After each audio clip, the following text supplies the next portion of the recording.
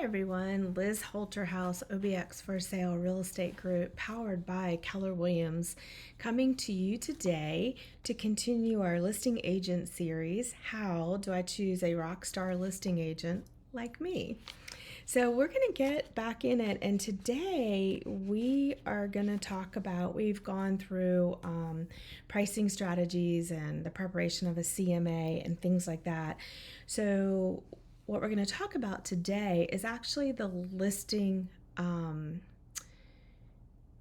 appointment. And this can happen in several ways. It could happen with a telephone call, it could be face-to-face in your home locally, or it could be over a Zoom meeting as well. And what you should want to see as a seller, what I would want to see is a complete, not just the CMA, not just what the agent perceives the value of your home to be, your market value based on their research, based on research and looking into the nuances of your area, your community, your home, age, condition, location, all of those things. But it should also be in this listing appointment, they should be prepared to talk about themselves and how. And when I say themselves, their track record, their negotiation skills, their reviews and testimonies from past clients. They should be able to talk about their stats, where they stand in MLS, what their list to sold price is, things like that. Just so you can kind of get an idea that you're working with somebody that's got experience and has strong negotiating skills and things like that. So that meeting, it's an important meeting. It's one that you should take time to schedule. It doesn't have to be face-to-face. If you're not able to come down, it can be, like I said, through Zoom, through over the phone, emailing the listing presentation out to you, and just physically going over it. In the listing presentation, it should give you a clear idea of all of the services provided by that agent. There should be no guesswork. It should list if they do photography, if they do 3D Matterport tours, if they do drone work, if they do staging. Is it light staging? Is it heavy staging? Is it, what is it? Is there a cost to that? Or is it free with their, or included in their services? It should also include at least a copy of the most pertinent documents that you're required to sign, the listing contract. It also, if your home is a short-term rental, there should be a serious conversation around the transfer and the sale and how you facilitate that with either your superhost or yourself if you're hosting yourself on Airbnb or VRBO, or more importantly, if your home is listed with a traditional property management company, who are they? We need a copy of your property management agreement, the current one that's in force. What are the terms? What happens if a buyer wants to buy your house and they don't want to continue to rent? Now, the law says, the Vacation Rental Act says, they have to honor any confirmed rents for 180 days after closing. So there's no question around that. There's really no getting out of that, unless the client is willing to be moved to another house. And sometimes that's something we can facilitate if it's just 1 week, but a whole summer, no. The buyer has got to work through that. Some buyers may not want to work with your property management company. Then what happens? They have to honor the rents, but they don't have to honor the current contract. The current property management contract is between you and that property management company. So this is a conversation that you and I need to have, and then we need to have the proper paperwork prepared to protect you once you get an offer. Because if you're not protected and you don't fill out the VRA correctly, saying that your property is under a current property management agreement, when the expiration of that term is, Is there an auto renewal in that contract? And what is the penalty to get out of that? What if there are no rents in 180 days and the buyer just doesn't want to rent? What happens if they want to get out of that contract? And this can get very, very messy. And I have a personal story where the property management company wanted upwards of $100,000 in penalties to allow the new buyer to not sign a property management agreement, and it was someone was going to have to pay it. The seller wasn't going to pay it. If the buyer refuses to pay it, we're at a standstill. What do we do? The deal falls apart, or someone has to negotiate. So these are all things that can be handled if they're handled up front. If they're talked about up front, they can be handled much smoother on the tail end of things once we're under contract. So you want to see what those documents look like. You want to see what the terms are in the listing in the listing agreement. How much are you being charged for your agent's services? Are you going to compensate the buyer's agent services? And if so, how much? All of that's negotiable. As we know, it's always been negotiable. What are you conveying with the property? Typically, appliances and all fixtures convey, but most of our homes are sold furnished. Do you have a list of exclusions you want attached to the bill of sale? Is there anything in your owner's lockup you want, or do you just want to leave that stuff? All of those things need to be talked about, and I'm here to tell you, oftentimes they're not talked about until closing. And then it becomes a nightmare because the house is rented, there's people in there, you can't get in to get the stuff out. All of that stuff needs to be discussed up front. We need to know what the transaction is going to look like and how it's going to progress from being under contract to sold, so we can make sure that we make time for all of those things during that time. Because if we close on a Friday, we can't get into the house typically on a Friday if it's rented. So a walkthrough or removing items for you, they have to be done on the changeover day.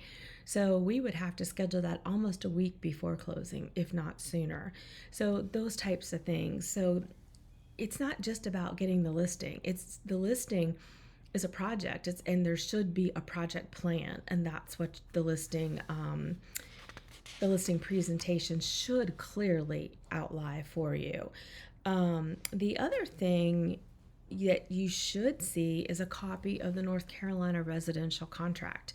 The first time that you see it shouldn't be when you're presented with an offer and you're expected to move fast. You should be able to go over that contract, understand the different areas of it, understand what due diligence is, understand what the due diligence period is for, and understand the rules and laws around closing. Closing is not a hard and fast date in the state of North Carolina. There's some extra days built in if either party needs it, as long as they're moving forward. Our contracts do say the homes are sold as is, where is, but we all know the buyer can ask for anything. So if we're under contract and the buyer's agent brings us a list of things they want us to repair, it becomes a negotiation.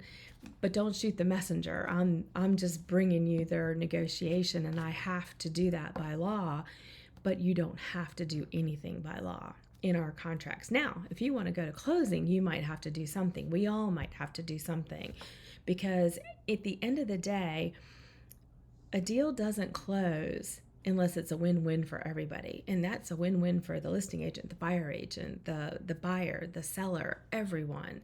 And it has to feel good to both parties, the buyer and the seller. But you're not required to make repairs. You're not required to bring your property up to code. If it was built to code when your home was built and code has changed, you're not required. Some states do require that, but you are not required to do those things. But a lot of sellers get hung up on the fact that the contract says as is, where is.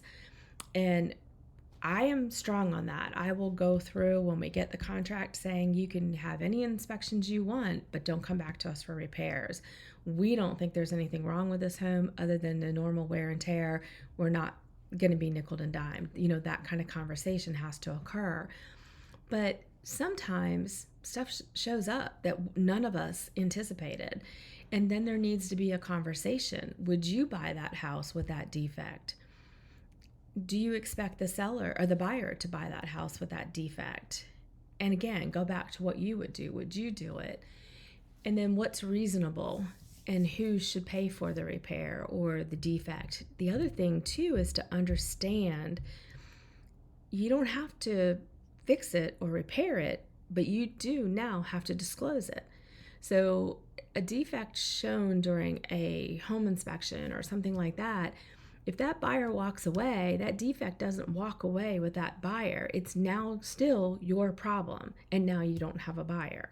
And this is why sometimes having somebody that's really strong at negotiating can find the answer to the problem somewhere within the parties or all of the parties coming together. Very rarely in my 30 plus years of doing real estate have I had a transaction fall apart because the parties couldn't come together at the closing table when something showed up. And I think that is just years and years and years of experience and the willingness to seek the answer and to seek what's fair for everyone and kind of work through all of it. And that's important. The buyer can cancel during the due diligence time period. They have an expiration, and up until 5 o'clock on that day, they can cancel with no other penalty. Now, a buyer can cancel at any time. Technically, they can walk away. They may be in breach of contract. They're going to lose their earnest money, but the due diligence time period is the time that they can walk away with no additional penalty.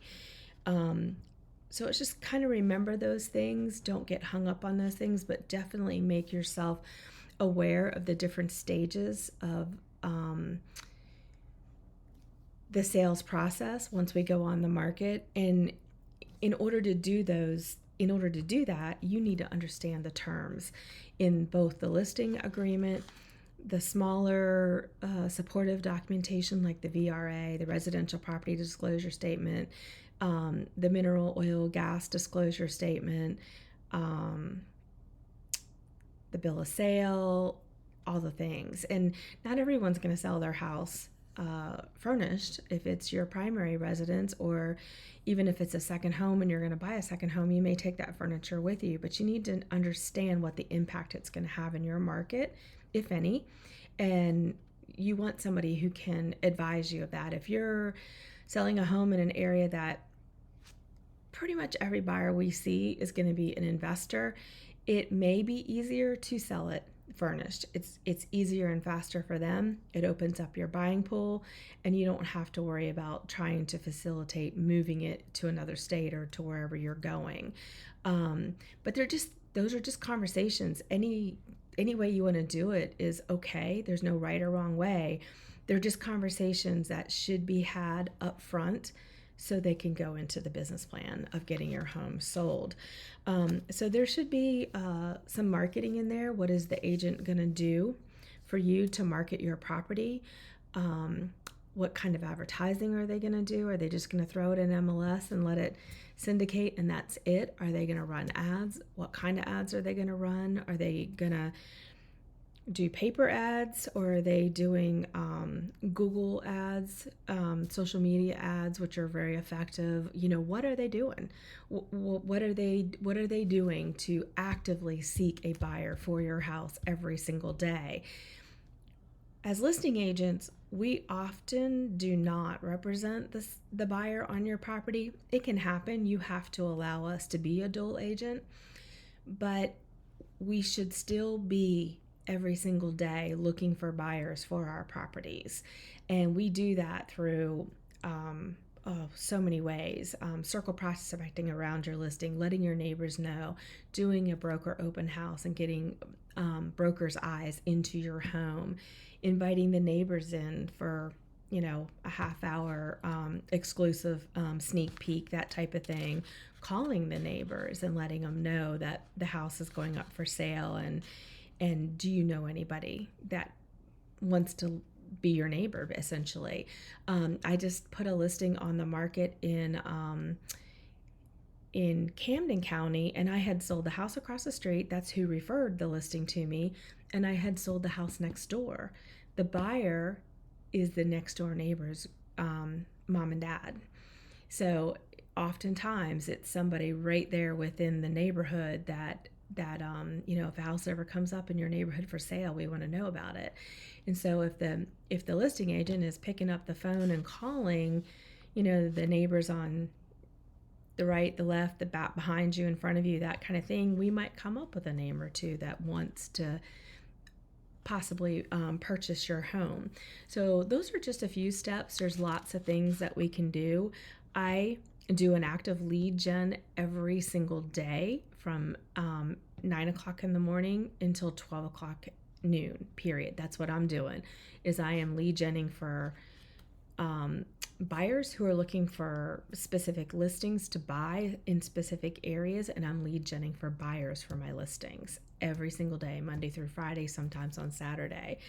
All of this should be completely outlined in the listing presentation. The other thing that you should see in that listing presentation, there's lots of things, but the other really important thing that you should see is a seller net sheet. And I go to many, many, many listing presentations over the years where the seller told me no one else gave me one of these. And I don't understand that, but the seller net sheet will show you what you're gonna net after your closing expenses. And I've had a lot of sellers tell me, I didn't know I was paying land transfer. I didn't know I was paying excise tax. And these are the things that you need to know going into this. Also, I'm going to ask questions, and it's not to be nosy, it's to be helpful. And it's so I can advise you properly. And I'm going to ask you questions. What are you going to do next? What do you plan to do when you sell this home? How fast do you need to do it? Does your plans fall apart if your home doesn't sell in a certain amount of time? Are you aware that this may be a taxable event for you? And do you want to know ways to avoid the taxes? And we will talk about 1031 exchanges and things like that. That gets above my pay grade, but I know the people to send you to, and we'll have that conversation, and I'll tell you who to reach out to, and I'll introduce you to them so you can know before you sign the listing paperwork exactly what you're going to do after the sale. Because if you sell and you take that check in your hand and you intended to reinvest throughout the whole process, you can't accept that check. It has to go through a 1031 exchange facilitator. So you've just had a taxable event, maybe when you weren't expecting one. So these are the kind of conversations that should be taking place in the listing presentation. So we'll go over all of the paperwork, we'll go over the comps. Together we'll determine a strategy for our pricing strategy. We'll determine whether or not we think it is beneficial to you and feasible for you to make any repairs or changes or upgrades to the house. Sometimes it's just a refresh, a little bit of paint, that type of thing. And I will say to you, if you have a willingness to do that, but your only hesitation is that you're not here, your boots on the ground, I'm your boots on the ground. If you want your whole interior painted before closing, I'll get it done. If you want your flooring replaced before closing, I will get it done. If you want your roof replaced before closing, I will get it done. I've done all of those things. I've got 23 years of building experience with my ex-husband. I've got a huge list of vendors that do all of that stuff all the time. So we can get those things done to get you top dollar if that's the way that you want to go. So those are all of the conversations that are going to take place in that listing presentation. We'll talk about our negotiating skills and the wins that we've had. We'll give you references and reviews. We'll talk about the timing and the process, and just because we sign a listing agreement today doesn't mean it's going on the market today. we have to schedule the photographer and things like that. And we do not rush listings to the market. We want them to be absolutely perfect before we put them in there. We only get one shot to make a really strong first impression. And I see listings with blurry pictures, and you can take a great picture with an iPhone if you know how to use it. I don't use this. I hire a professional to come in and take pictures, but there is no reason, if someone is using an iPhone, why the picture should be from their car with their side mirror in the picture. There's no reason it should be a blurry picture, and pictures shouldn't be every other picture. Vertical, horizontal. It looks very sloppy in MLS. So those are the things that you want to see examples of from your potential listing agents, and those are things that are standard in all of my listing presentations. So you shouldn't have to ask for much. If you do ask for something, I guarantee you I can get it to you quickly. So that wraps up today's series. Next week we're going to talk about we'll get into let's see, what are we doing? We talked about compensation, terms. We're a buyer beware state. Properties are sold as is in the state of North Carolina, but we will get a little bit deeper into next week is once the listing agreement is signed, where we go from there, how fast we go, and what the process is to get it active on the market. So this is Liz Holterhouse from OBX for Sale Real Estate Group, powered by Keller Williams, coming to you today from Coinjock, North Carolina, where my home office is on the beautiful Currituck Sound. Don't forget to like and subscribe, and please share this video if you think somebody would like to see it. And we appreciate your time. Thank you so much.